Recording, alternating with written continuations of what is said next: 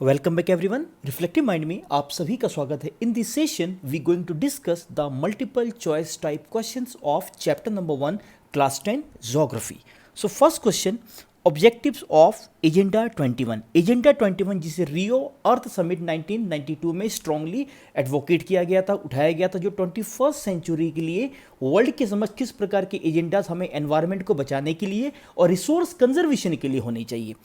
Sustainable balance at global level, to combat environmental damage, poverty, disease, cooperative dynamics at the global level, and option number 4 all of these। अगर आप इन सभी options को देखें, इन सभी चीज़ों की बात हमें एजेंडा 21 और ग्लोबल फॉरेस्ट प्रिंसिपल में अपने एनवायरनमेंट को बचाने के लिए और रिसोर्स डिप्लीशन को रोकने के लिए और रिसोर्स कंजर्वेशन के लिए हमें दिखती है। सस्टेनेबल बैलेंस ग्लोबल लेवल पे हो, environmental problem, damage, poverty, disease हम इसे रोक सकें, और सभी ग्लोबल लेवल पे जब तक एक कॉपरेशन नहीं होगा, जब तक सभी नेशंस एक साथ इस काम को नहीं करेंगे, तब तक एनवायरमेंटल सस्टेनेबल डेवलपमेंट पॉसिबल नहीं है।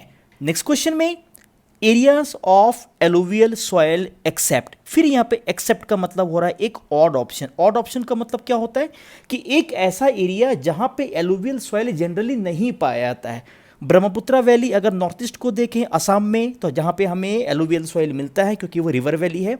महाराष्ट्र कोस्टल प्लेन, अगर महाराष्ट्र कोस्टल प्लेन को देखें या वेस्ट कोस्टल प्लेन के अगर स्ट्रीप को देखें, वहाँ पे बहुत ज़्यादा रेनफॉल के कारण और टेम्परेचर के ज़्यादा होने के कारण जनरली हमें वहाँ पे लेटेराइट सॉइल मिलता है। तो अगर महाराष्ट्र कोस्टल प्लेन को देखें या कोंकण प्लेन को देखें तो हमें वहाँ पे लेटेराइट सॉइल मिलता है, वहाँ पे एलुवियल सॉइल नहीं मिलता है। दुआर रीजन की बात करें नॉर्थ बंगाल में, वहाँ पे एलुवियल सॉइल मिलता है, और सम एक्सटेंट इन सौराष्ट्र। अगर सौराष्ट्र के पार्ट को अगर आप देखें जो गुजरात में अगर है, तो गुजरात के इस सेंट्रल काठियावाड़ में देखिए अगर आप, तो यहाँ पे ब्लैक सॉइल हमें मिलता है। लेकिन इसी काठियावाड़ के अगर आप सी कोस्टल एरिया को अगर आप देखें तो यहाँ पे कुछ मात्रा में हमें यहाँ पे एलुवियल सॉइल देखने के लिए मिलता है। सो सम एक्सटेंट इन सौराष्ट्र बिल्कुल सही है। दुआर रीजन में भी एलुवियल सॉइल देखा जाता है, ब्रह्मपुत्रा वैली में भी एलुवियल सॉइल है, लेकिन महाराष्ट्र के कोस्टल प्लेन में हमें एलुवियल सॉइल नहीं मिलता है, हमें वहाँ पे लेटराइट सॉइल मिलता है। So right answer is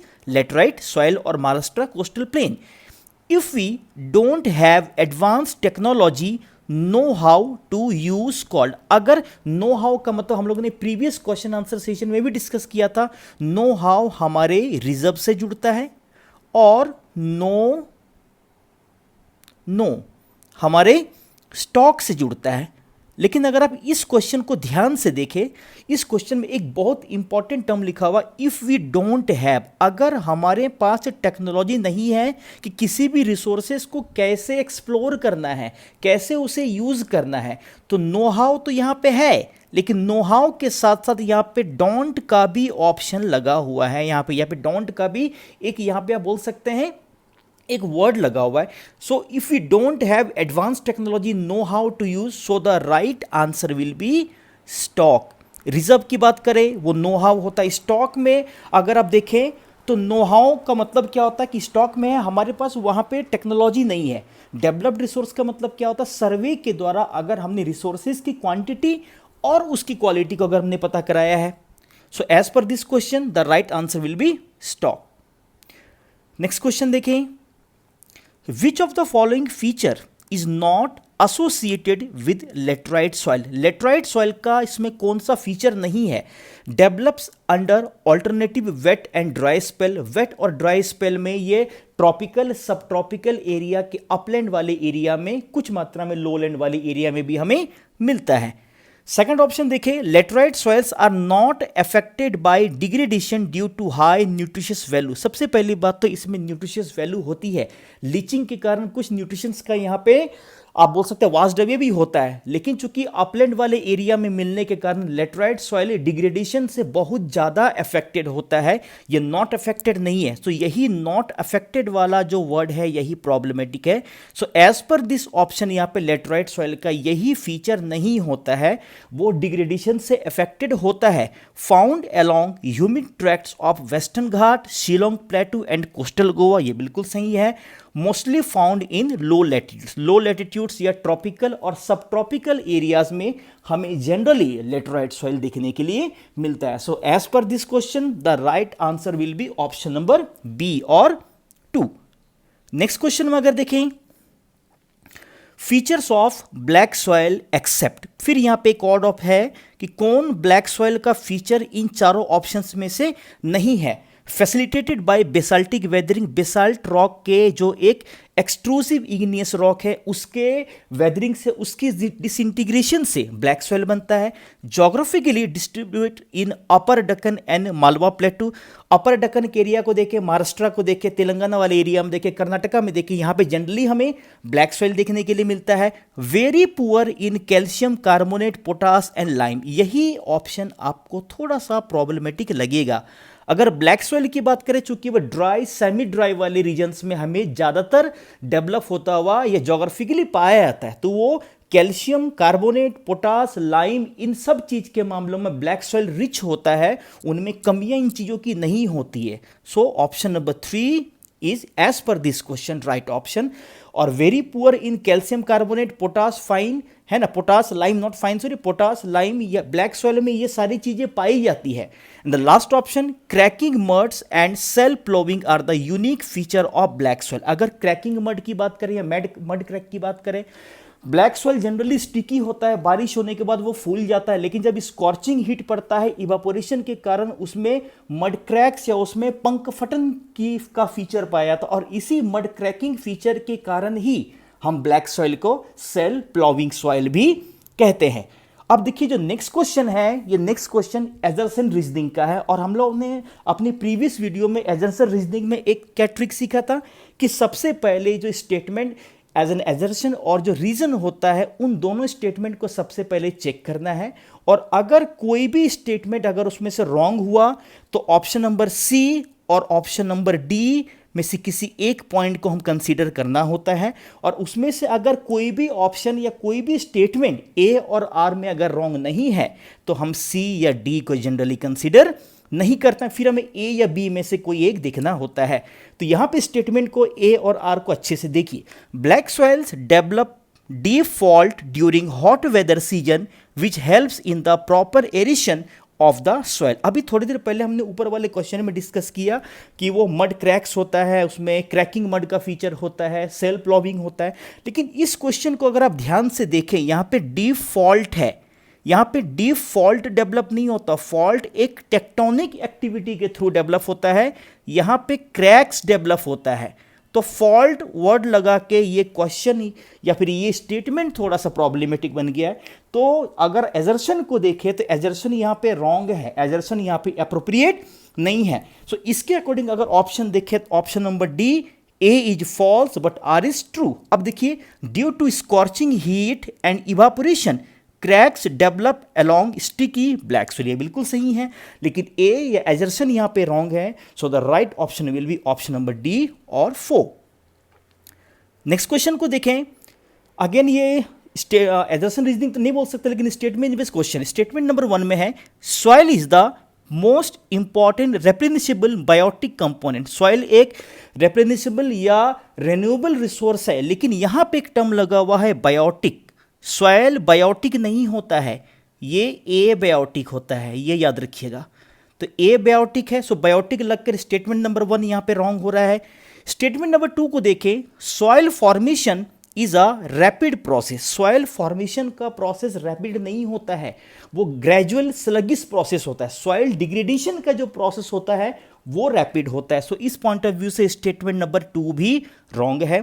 relief factors facilitate the thickness of soil. अब देखिए, रिलीफ फैक्टर अगर मैं बोलूं कि माउंटेन की बात करिए, प्लेटू की बात करिए, प्लेन की बात करिए, जहां पे स्लोप ज़्यादा होगा वहां पे स्पीड ज़्यादा होगी, वहां पे ट्रांसपोर्टेशन ज़्यादा होगा, डेपोजिशन कम होगा। तो जहां पे स्लोपी लैंड होता है जनरली वहां पे सॉइल की थिकनेस कम होती है। अगर आप फॉरेस्ट सॉइल को देखें जो माउंटेनियस हिली के स्लोपी एरिया में ज़्यादा डेवलप होता हुआ हमें दिखता है, तो वहाँ पे सॉइल का थिकनेस ज़्यादा नहीं होता है।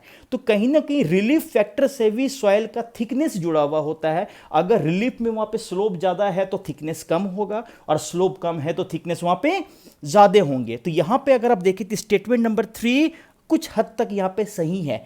सो स्टेटमेंट 1 एंड 2 यहाँ पे रॉन्ग है, बट स्टेटमेंट 3 यहाँ पे क्या है, करेक्ट है। So as per this question अगर देखें, so the right option will be only statement 3 is correct. अगर आप स्टेटमेंट 1 को देखें तो वो इनकरेक्ट है, ये स्टेटमेंट रॉन्ग हो गया।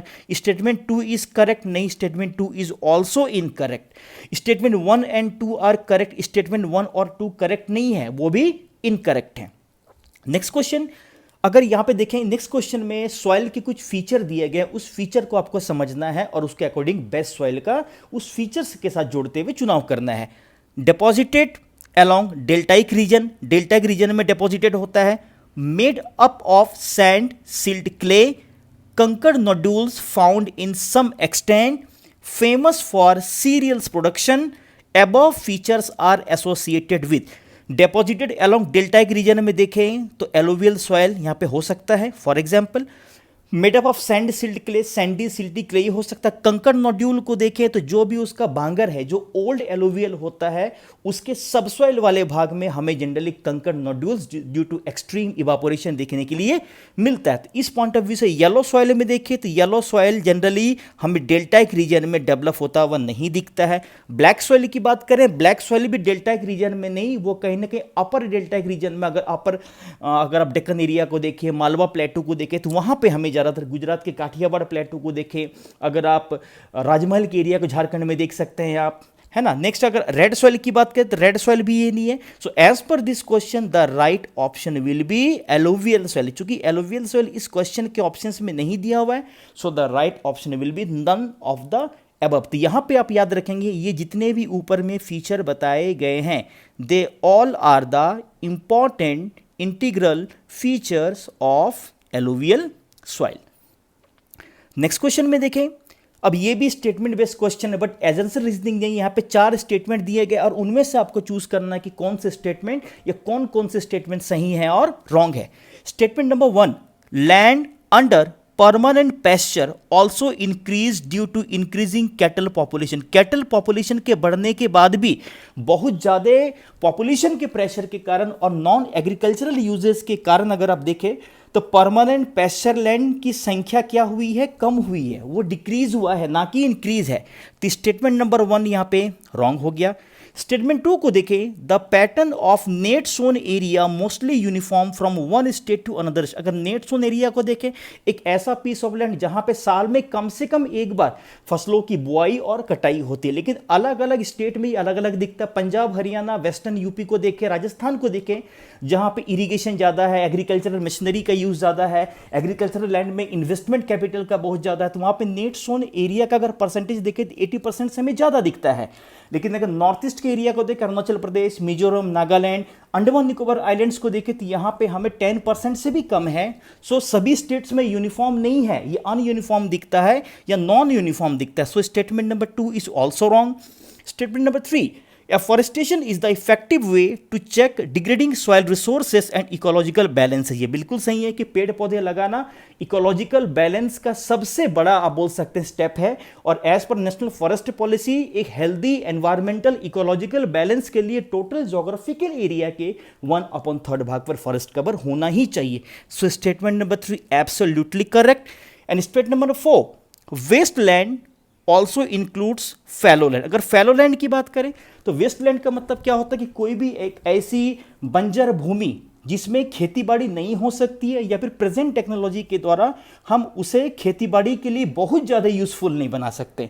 लेकिन अगर फैलो लैंड की बात करें तो फैलो लैंड का मतलब ही होता है एक ऐसा पीस ऑफ लैंड जिसमें खेतीबाड़ी हो सकती है, लेकिन फर्टिलिटी को रिइंस्टेट करने के लिए, उसमें फर्टिलिटी को रिस्टोर करने के लिए कुछ दिनों के लिए हमने उसमें खेतीबाड़ी अभी बंद कर रखी है, चाहे वो करंट फैलो हो, चाहे वो अदर देन करंट फैलो हो। तो इस पॉइंट ऑफ व्यू से फैलो लैंड वेस्ट लैंड का पार्ट नहीं होता है। So statement number 4 is also wrong. So 1 to 4 statement यहां पे रॉन्ग है और 3 इज करेक्ट है। सो इसके अकॉर्डिंग अगर ऑप्शन को देखें तो option number 1 as per this question statement number 2 को देखें या ऑप्शन 2 को देखें, statement 1 and 2 are incorrect, 3 and 4 यहाँ पे करेक्ट नहीं है। तो इसके अकॉर्डिंग आप देख सकते हैं कि ऑप्शन नंबर 1 ज़्यादा करीब है इस क्वेश्चन के डिमांड के। Select the correctly matched pair, कौन सा पेयर इसमें करेक्टली मैच्ड है। यहाँ पे स्टेट और उसके ऑपोजिट में सॉइल डिग्रेडेशन या लैंड डिग्रेडेशन का नेचर दिया गया है, आपको यहाँ पे करेक्टली मैच्ड पेयर को चूज करना है। Odisha, land degradation due to over grazing and excessive irrigation. Over grazing, excessive irrigation देखें तो ये इंडिया के north western part, Rajasthan, Gujarat, Punjab में हमें ज़्यादा दिखता है। Option number 1 is wrong.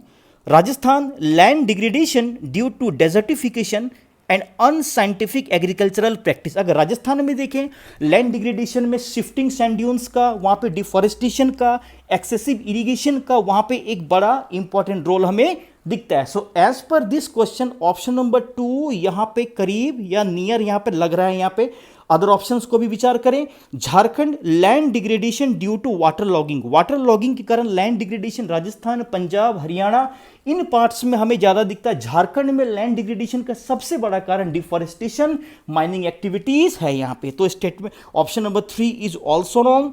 Option number 4 को देखें तो no any pair is correctly matched, नहीं, यहाँ पे ऑप्शन नंबर 2 करेक्टली मैच्ड है। So as per this question the option number 2 is right. Next question में देखें, अगेन ये स्टेटमेंट बेस है। स्टेटमेंट नंबर 1 है, according to Gandhi ji there is enough for everybody's greed and not for anybody's need. अगर आप chapter number 1 को ध्यान से पढ़िए बच्चे, तो वहां पे गांधी जी रिसोर्स कंजर्वेशन के लिए बहुत अच्छी बात बोलते हैं कि ग्रीड को, लालच को कभी पूरा नहीं किया जा सकता है, जरूरत को या नीड को पूरा किया जा सकता है। यहां पे स्टेटमेंट को देखिए जस्ट रिवर्स किया हुआ है। According to Gandhi ji there is enough for everybody's greed not for anybody's need. Everybody's need होना चाहिए, ना कि ग्रीड होना चाहिए। So statement number 1 is also wrong और problematic. Statement number 2, Gandhi ji in favour of mass production. Gandhi ji resource conservation की बात करते हैं और रिसोर्सेज के डिप्लीशन को रोकने की बात करते हैं। तो वो बोलते हैं रिसोर्सेज का मास प्रोडक्शन नहीं होना चाहिए, प्रोडक्शन बाय मासेस होना चाहिए। कहने का मतलब कि एक ही लोगों के हाथ में या कुछ ही लोगों के हाथ में रिसोर्सेज का बहुत ज़्यादा कॉन्सेंट्रेशन नहीं होना चाहिए। सो एक ही लोग या कुछ ही लोग मिलकर बहुत सारे रिसोर्सेज का प्रोडक्शन ना करें, बहुत सारे लोग मिलकर अपनी अपनी ज़रूरतों के लिए वो रिसोर्सेज का प्रोडक्शन करें। So statement number 2 is also wrong. So the right option statement number 1 and 2 are not incorrect. Statement number 1 and 2 are not correct. So option C or 3 is right. Next question, concept of sustainable development is advocated by. Sustainable development की advocacy किनके द्वारा की गई? अर्थ summit 1992 बिल्कुल सही है। Club of Rome ने सबसे पहली बार किया था। Brundtland conference Norwegian PM के नेतृत्व में आवर कॉमन फ्यूचर के हेडिंग से एक रिपोर्ट जारी किया गया और वहीं पे सस्टेनेबल डेवलपमेंट नामक टर्मिनोलॉजी को कॉइन किया गया और सबसे पहली बार यूज भी किया गया। तो अगर आप देखें अर्थ समिट 1992, क्लब ऑफ रोम और ब्रेंटन लैंड कमीशन, इन सभी में हमें सस्टेनेबल डेवलपमेंट के फेवर में उस कंसेप्ट को, उस विचार को, उस आइडियोलॉजी को एडवोकेट करने वाला हमें इंटेंशन दिखता है। So the right option will be option number D और option number 4 all of this. तो इस वीडियो में इतनी ही बातें। आई होप इन सभी क्वेश्चन के डिस्कशन से, उसके ऑप्शंस के डिस्कशन से आपको ये फर्स्ट चैप्टर के बारे में आपकी अंडरस्टैंडिंग प्रीवियस वीडियो के साथ साथ इस वीडियो के माध्यम से भी और अच्छी बनी होगी। अगले वीडियो में एक नए चैप्टर, कुछ और क्वेश्चंस के साथ दोबारा उपस्थित होंगे। तब तक रिफ्लेक्टिव माइंड के साथ आप बने रहिए। Happy learning and thank you so much.